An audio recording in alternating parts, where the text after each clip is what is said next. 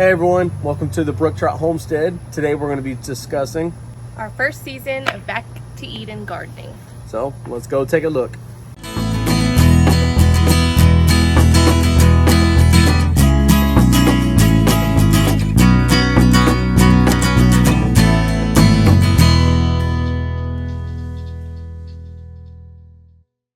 So what we did to start everything off, which we kind of discussed in our past videos, is we put down a lot of different things like our cut grass from the mower, some manure from our chickens and our rabbits, some wood chips. And when I say wood chips, it's really just broken down sticks, twigs, trees, leaves, old dead plants. We actually contacted some arborists and they've been dropping off loads. So it's exciting, but it is a lot of work. And as you're gonna see in the garden, there's gonna be patches of grass and patches of wood chips. We're not done, but we're getting there. So we did start planting already, and we have a lot of things growing. Something I'm really excited about is our first time planting long beans. What we did was we recycled an old greenhouse. This greenhouse was maybe $50, and we added chicken wire, and we have our Asian long beans growing. So these are almost ready to pick. I kind of like to wait until they're just about a writing pencil utensil size, and then we pick them. The girls actually have been just eating them straight for it off the vine, but I like to cut them up and cook them just like you would green beans. They're doing really well. Some of them are yellowing because of the lack of nutrients, which I did not do enough nutrients on this side. So when it comes to Back to Eden gardening, please remember that you do need a mix of, rabbit manure or any manure you have on hand, fresh compost, and a good breakdown of a mulch. You can even use pine needles, grass clippings. You need a mix. You cannot just go out and buy big chunks of wood chips. It will not work and nothing will grow. And as you can see, there's a lot of weeding we have to do. But you know what? Even weeding, it comes off fairly easy. You just do a quick little pull and the root comes right out. So it's not bad. And as you can see here, we have a lot of spaghetti squash. I'm pretty sure I planted 2 here and 2 here. So I'm thinking 4 plants in total. And we've already harvested, I think, 3. And we have 1 here, and then we have a bunch on the other plants. All I did was I dumped a pile of our homemade compost, added some rabbit manure, and I planted seeds, and they took off. So we did run into a little problem, the squash vine borer. I have been looking out for this problem this whole season because the past 3 years, no, probably 2 years, they've been destroying all my squash plants.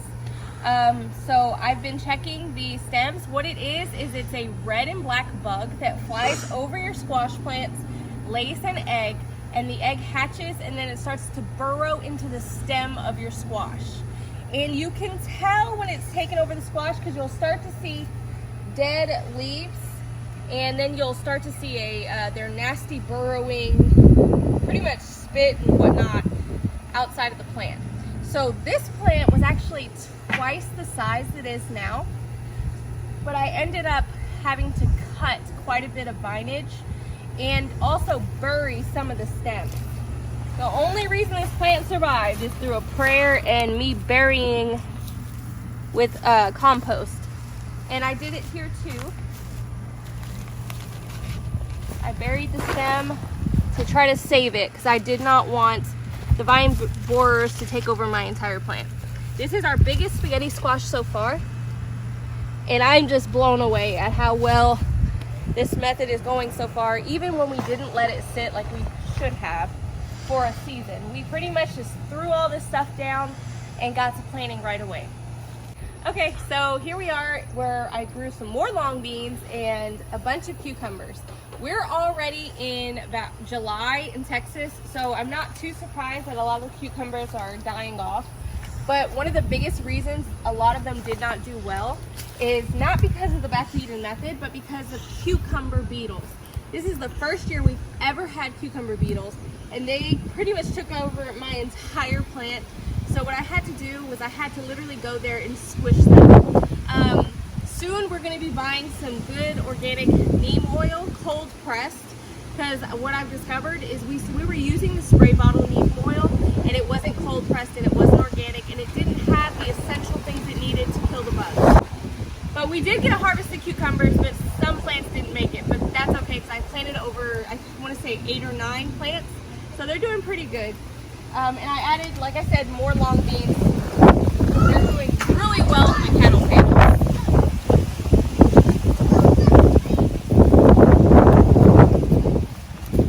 And we have some cucumbers that didn't hold on to the trellis, which is totally fine. We have the space. So here are our 3 raised beds. We started with these beds as soon as we moved in. We didn't waste any time.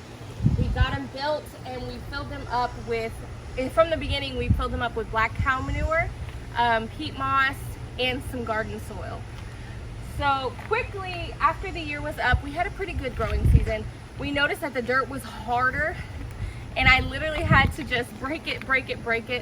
So that's kind of where the whole back to Eden garden method kind of came into play, because our soil was very sucked out of nutrients from our gardening season and we were tired. We didn't want to continue putting in compost, etc. So we added top mulch and we added some layers of compost, and we're going through a no-till method. And our plants are doing really, really well. I just want to give you an example real quick. This marigold plant we bought at, I believe, Home Depot or Lowe's. And these are the 3 plants that I grew from seed. These are also marigolds. They are loving the compost and the wood chip method. Our tomato plants were so tall that they pretty much fell over. We're looking into building a wooden cage system for them next year because they got so big so quickly. But we're getting a harvest of maybe 6 cherry tomatoes a day, which is not bad for the 3 plants that we have. Actually 4 now. The peppers are doing good. We have cantaloupe growing. We had lettuce, which I'm allowing to go to seed because we have bees. We have some gourds. We have this herb, the lemon thyme, which if you're growing lemon thyme, make sure to cut it back every year, at least to half, because it will take over your entire bed, and I learned that the hard way. We have rosemary, we have our carrots, our bee balm, our chives. We have so much growing this year and everything is just flourishing. If it looks sad, it's really just because of the heat. This Texas heat is no joke, and we had a situation with our hose. Our hose broke.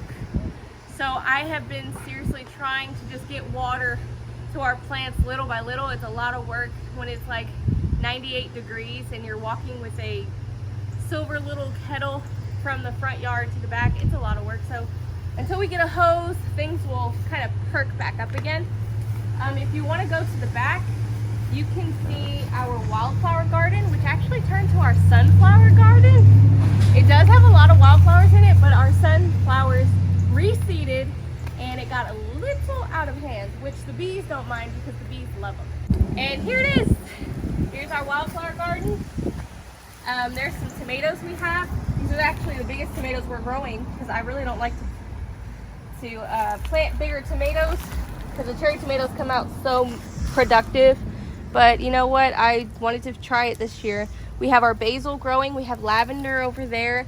We have a bunch of natives on this side, which they'll pop up soon. Our strawberries did not survive because they did not get enough water. So water your plants and make sure you have the right hose. As you can see, the wildflower garden goes all the way to the back. We have zinnias, cucumbers, lemon balm. We have a bunch of herbs mixed in here as well. Our bees are doing well, but as you can see, we need to weed really bad.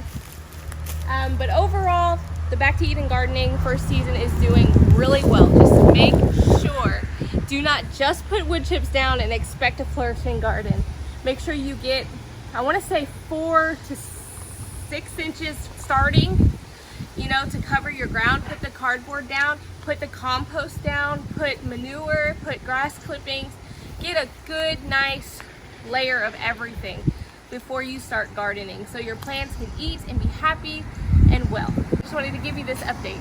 Y'all have a great day. God bless you.